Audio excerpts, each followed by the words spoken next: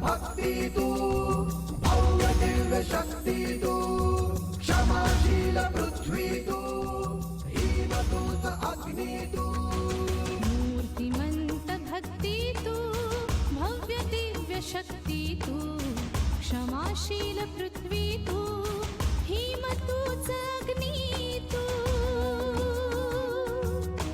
तरी तुझ्या पदरा दुःखाचे आंधळा तरी तुझ्या पदरा दुःखाचे आंधळा असे तुझ्या क्षितिजास रूढींचे कुंपण असे तुझ्या क्षितिजास रूढींचे कुंपण रूढींचे कुंपण रूढींचे कुंपण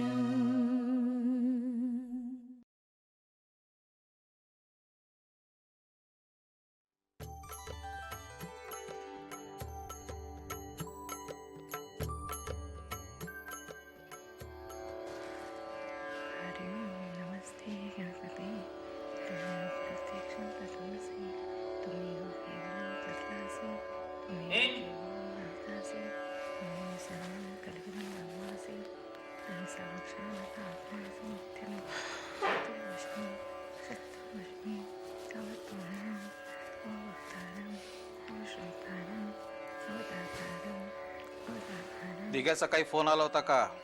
शिष्यं पश्चात्तात पुरस्तात उत्तरातात दक्षिणातात काय विचारतोय मी? हा हा म्हणजे फोन आला नसला. चिरंजीवांकडनं फोनची अपेक्षा करणं मूर्खपणाचंच आहे. निदान नोकर माणसांकडनं तरी अपेक्षा करू शकतो ना मी. नवीन घरात नीट सामान पोचलंय की नाही, सामान लावलंय की नाही कळायला काही मार्ग नाही, कारण चिरंजीवांचा फोनच नाही. पण तुम्ही पुरूला फोन केलात तर काही कमीपणा येणार आहे का तुम्हाला? हे बघ स्मिता, बाप म्हणून मी माझी सगळी कर्तव्य चोख पार पाडलेली आहेत. पुरूलाच त्याची जबाबदारी कधी ओळखता आलेली नाहीये. मुलाने मोठं व्हावं ना, जरूर मोठं व्हावं. आई बापांना त्याचा अभिमानच वाटेल. पुरू काय अमर काय दोघेही मला सारखीच, पण दोघांच्या वागण्यातली तफावत खूप मोठी आहे. कारण प्रत्येकाचा स्वभाव सारखा नसतो. पण वागण्यातली पोच सोडता कामा नये स्मिता. मुलांच्या जशा पालकांकडनं अपेक्षा असतात तशा पालकांनी मुलांकडनं अपेक्षा धरल्या. काय चुकलं त्यांचं? पुरू लहान वयातच खूप मोठा वकील झाला, त्याला भरपूर यश संपत्ती मिळाली, ह्याचा आपल्याला कधी हेवा वाटलाय नाही? आनंदच झाला ना आपल्याला. पण म्हणून मुलांनी आई बापांच्या मनाचा भावनांचा विचार न करता वाटेल तसं वागायचं, ही कुठली रीत झाली? ग मुलं किती मोठी झाली तरी जन्मदात्यांपेक्षा मोठी होतात का? यशाची पैशाची धुंदी डोक्यात शिरायला लागली ना की माणूस नाती पायदळीत उडवतो. यशाचा अभिमान असावा ना, पण अहंकार कशासाठी? पुरूने स्वतःचं घर घ्यावं, संसार थाटावा नाही कोण म्हणताय? अरे पण आई वडिलांना न विचारता परस्पर निर्णय घेऊन सामान हलवायचं, ही कुठली पद्धत झाली? बाबा, तो पुरूचा स्वभावच आहे. काही गोष्टी त्याच्या लक्षातच येत नाही. पण म्हणून काय तो सगळं हे जाणून बुजून करतो असं नाही. तेव्हा आपण समजून घ्यायचं असंच ना. काय हरकत आहे बाबा? नाही म्हणजे मी तरी असाच स्टँड घेतलाय. तो काही झालं तरी तो माझा धाकटा भाऊ आहे.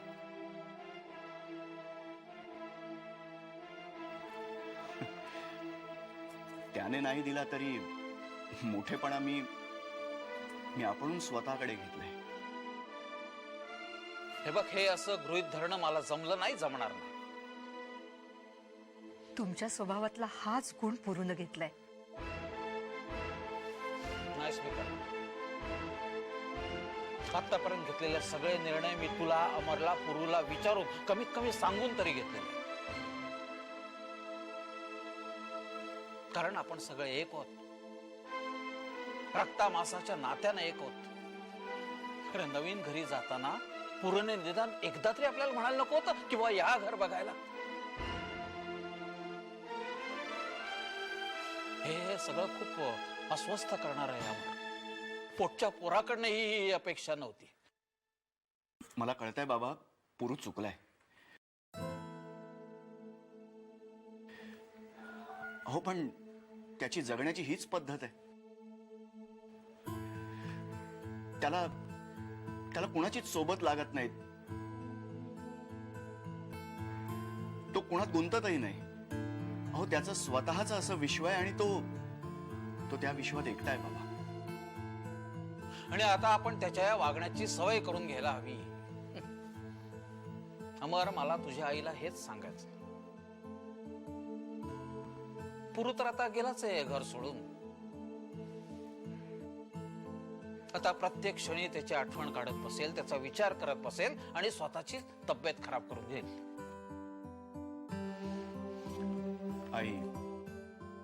आई तू तरी जरा समजून घे ना ही गोष्ट.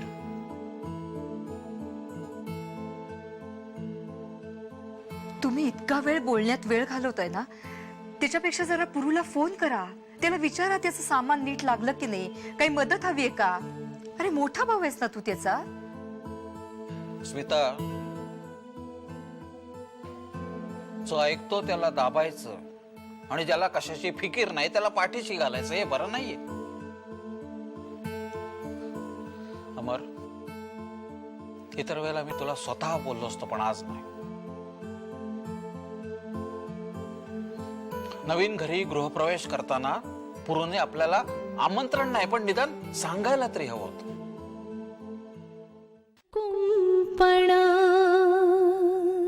नवीन घरी गृहप्रवेश करताना पुरूने आपल्याला आमंत्रण नाही पण निदान सांगायला तरी हवं होतं. फॉर्मॅलिटीज म्हणून नुसता एकदा बोलला असताना तरी मी स्वतः गेलो असतो. काही काही गोष्टी या आयुष्यात पाळाव्याच लागतात. का पुरूला पोच नाही म्हणून अमरने त्याच्या पुढे वाकावं, हे मला नाही चालणार. आजकाल पैसा फेकला ना की माणसं मिळतात, कामं करतात आणि पैसा घेऊन निघून जातात. सांडपाण्यासारखी साचलेली असतात ना ती नात्यातली माणसं.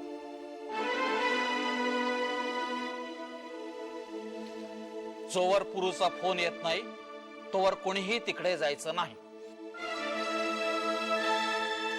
ही श्रींची मूर्ती तू पुरूच्या नवीन घरासाठी खास ऑर्डर देऊन बनवून घेतलीस ना.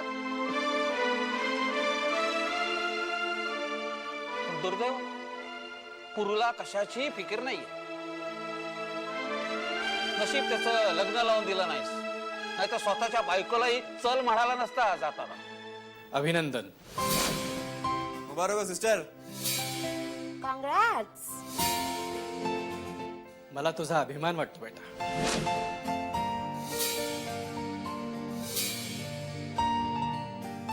ऑफकोर्स, आणि मलाही. You are genius. आधी BA, मग LLB आणि आता LLM. That's great. Simply great sister. अरे पुरे पुरे, कौतुक करायला माझ्यासाठी एखादा शब्द ठेवाल की नाही.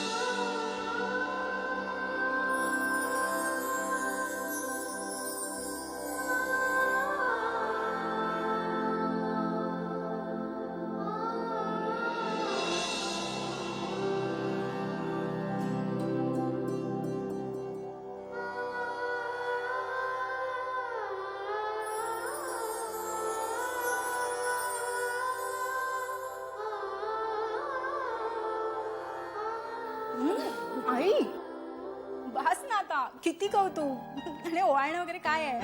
कारण आज डबल आनंदाचा दिवस. येस. एक तर तुझा LLM चा रिझल्ट आणि आणि आणि आणि आणि प्लस आज तुझा वाढदिवस. Many many happy returns of the day. 1 2 3 start. काय? Happy birthday to you. Happy birthday to you. Happy birthday dear Maitri. Happy birthday to you. बस रे बस बस बस. Anyway, आपला गुरु नवीन घरात नवीन आयुष्य सुरू करतोय. आपण इथूनच त्याला शुभेच्छा देऊया. पण फक्त एवढंच नाही हा, आज पार्टी हवीच. Party? Okay dad, party. Okay done. आज सगळ्यांनी डिनरला बाहेर जायचं.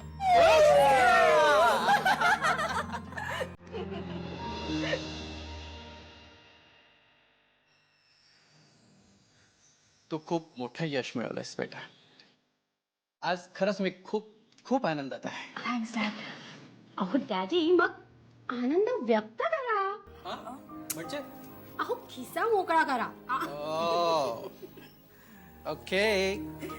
हे घे मैत्री, यात चेक आहे. तुला हवी ती वस्तू घे, हव्या त्या किमतीची. डॅड तुम्ही हिचं काय ऐकता? अगं घे घे, आज तुझा दिवस आहे, घे. कमाल आहे. लाखोचा बिझनेस करता, याला गिफ्ट देता, त्याला गिफ्ट देता, पण पोटच्या मुलीसाठी तुम्ही चेक. अगं मला म्हणजे तिला काय घ्यावं हे कळलंच नाही. It's okay. होतंय होतंय. त्याचं काय काय करायचं ते मी बघेन. करेक्ट दीदी? मैत्री, हे माझ्याकडनं तुझ्यासाठी खास वाढदिवसानिमित्त. काय आहे? विघ्नहर्ता, बुद्धिदाता.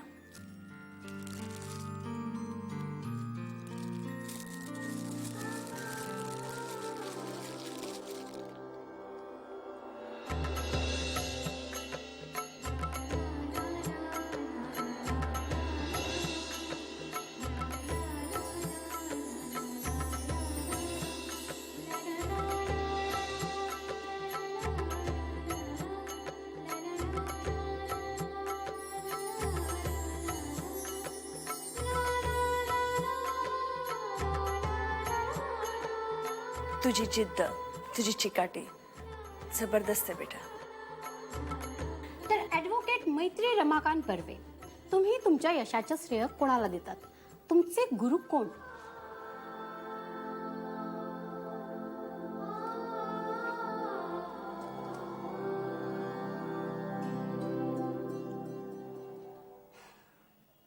ॲडव्होकेट पुरुषोत्तम केळकर.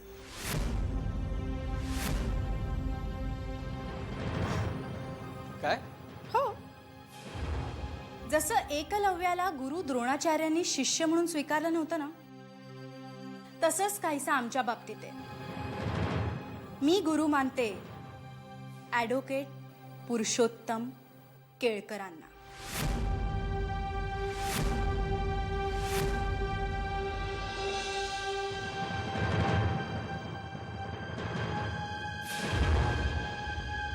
मुंबईतले एक प्रतिष्ठित हुशार वकील पुरुषोत्तम. त्यांची बुद्धिमत्ता, केस लढण्याची कसब, कॉन्फिडन्स माइंड ब्लोइंग आहे मामा. सुपर्ब. ॲडव्होकेट पुरुषोत्तम केळकर. कुंपणा. ॲडव्होकेट पुरुषोत्तम केळकरांशी बोलताय तुम्ही खंडागळे?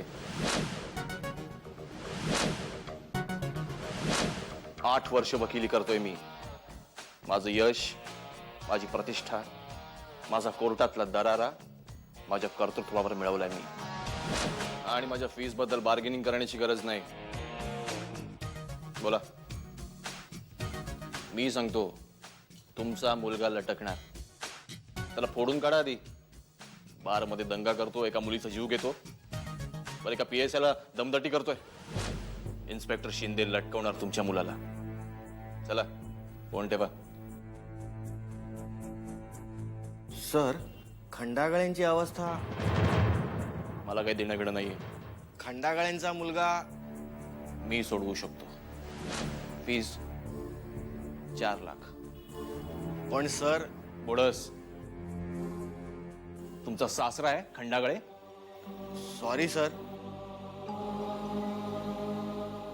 त्या खंडागळेची कुंडली आहे माझ्याजवळ. करप्ट माणूस आहे, करप्ट. आज अडकलाय म्हणून गयावया करतोय. एरवी जहरी दंश करणाऱ्या सापाची जात आहे. बोडस, खंडागळेच्या मुलाला फक्त मी वाचवू शकतो. आणि मुलाच्या आयुष्यासाठी 4 लाख जस्ट नथिंग. मला खात्री आहे बोडस, बार रूम मधला एकही क्रिमिनल लॉयर ही केस जिंकू शकत नाही. अपवाद फक्त मी. नाक घासतील खंडागळे.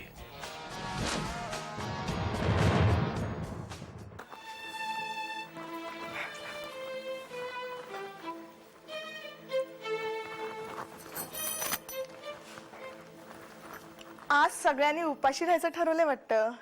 काय विचारते मी? कोण उपाशी राहणार आहे? मी तर राहणार नाही बाबा.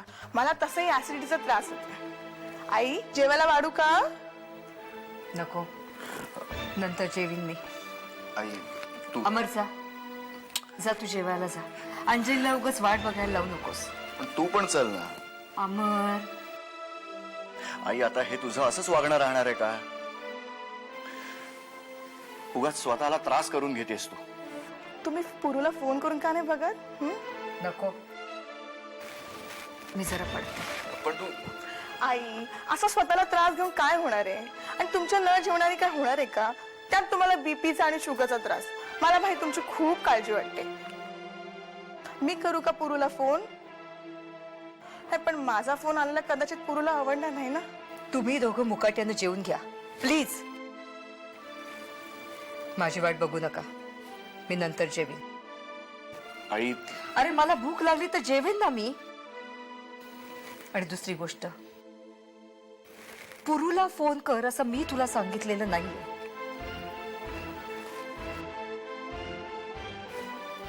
प्रत्येकानं हवं तसं वागावं.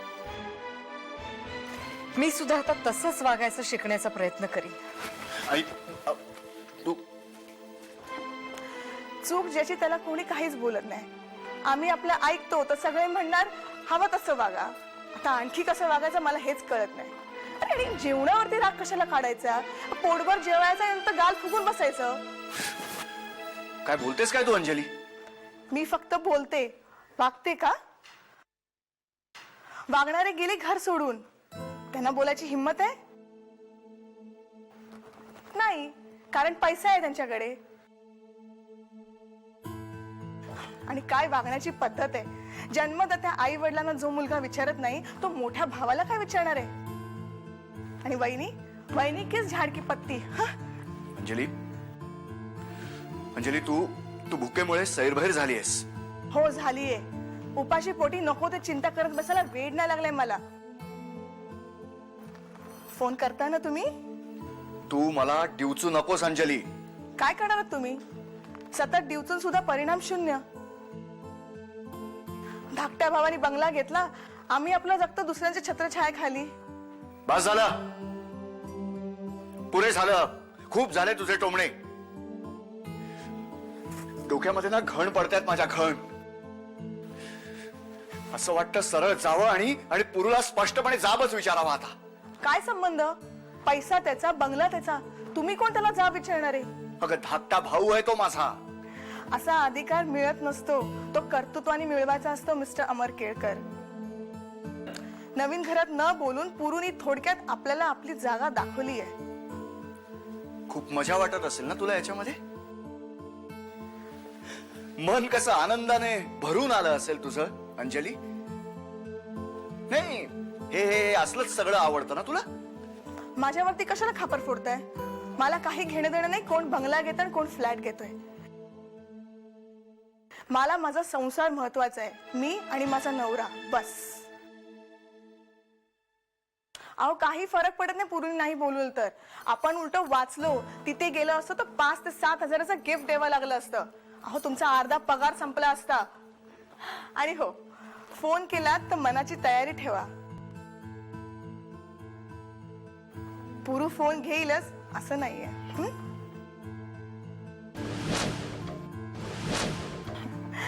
अहो कधीतरी प्रेमाने बघा. चला जाऊ दे. येताय का जेवायला? नाही ठीक आहे, मी जाऊन जेवते आणि थोडा आराम करते. तुमचे असे पडलेले चेहरे आणि टेन्शन पाहून आता मला गरगर लागलंय. जेवायचं असेल तर आता चला, नंतर मी वाढणार नाही. स्वतःच्या हाताने वाढून घ्यायचं. अंजली,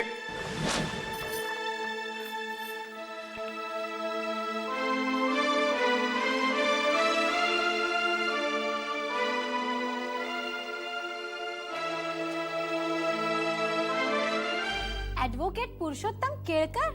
ए वेडा आहे हा तो. भाषा बोलण्यापूर्वी जरा विचार करत जा प्लीज. अगं खरंच शपथ सांगते, आमच्या प्रेस क्लबला बोलवलं होतं त्याला चीफ गेस्ट म्हणून. काय ऍटिट्यूड आहे त्याला, माय गॉड. अरे वा, ऍटिट्यूड आहे म्हणजे कर्तृत्व त्याचं तसं. इतक्या यंग एज मध्ये अफाट नाव मिळवलंय त्यांनी. आणि तसंही हुशार लोक रिझर्वडच असतात. सिस्टर बस झालं. LLB LLM खूप झालं. मला वाटतं तू कोर्ट कचेरी सारख्या ड्राय फील्ड मध्ये आपलं करिअर करण्यात वेळ फुकट घालवशील. वेळ वाया घालवशील म्हणजे? प्रकाश, मी एज्युकेटेड आहे आणि आता एक्सपिरियन्स मिळवण्यासाठी मी पुरुषोत्तम सरांकडे असिस्टंटशिप करणारच. तू बघ, मी एक दिवस सक्सेसफुल क्रिमिनल लॉयर होऊन दाखवणारच.